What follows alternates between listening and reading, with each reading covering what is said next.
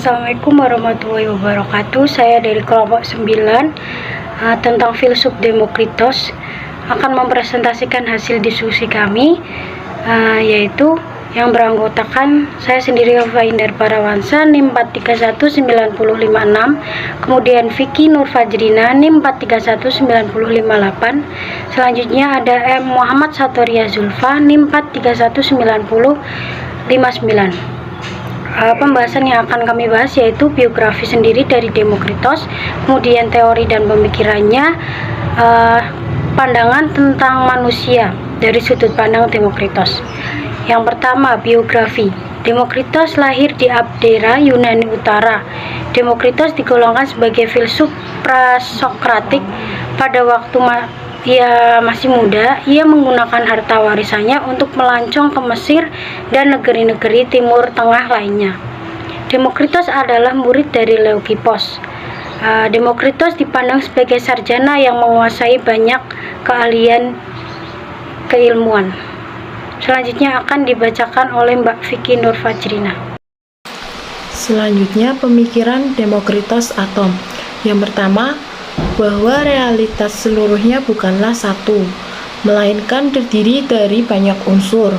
Unsur tersebut merupakan bagian terkecil, tidak bisa dibagi-bagi lagi. Maka dari itu, unsur-unsur tersebut diberi nama atom. Tidak bermula dan berakhir, ada selama-lamanya, jumlahnya banyak. Yang kedua, atom itu tidak dijadikan dan tidak dapat dimusnahkan, tidak berubah dan tidak berkualitas. Yang ketiga, menurut Demokritos, jika atom sama dengan benda, sama dengan bertubuh, sama dengan masih bias dibagi lagi, maka itu bukan atom. Selanjutnya adalah pemikiran Demokritos tentang kekosongan atau ruang kosong.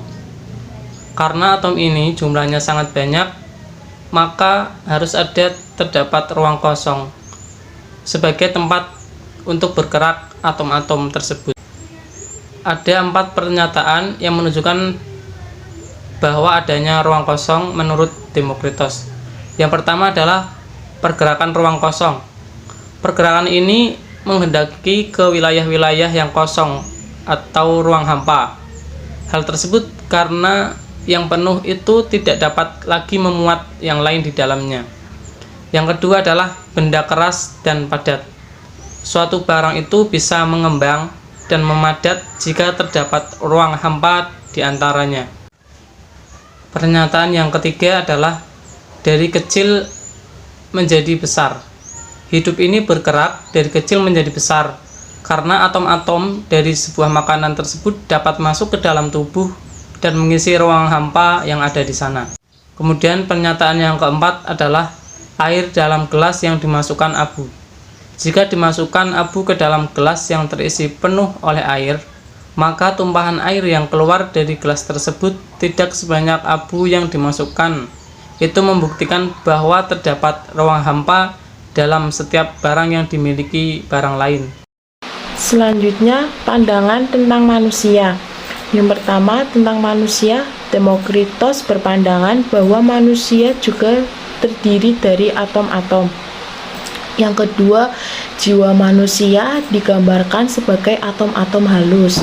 Yang ketiga, atom-atom ini digerakkan oleh gambaran-gambaran kecil atas suatu benda yang disebut eidola. Yang keempat, dengan demikian muncul kesan-kesan indrawi atas benda-benda tersebut.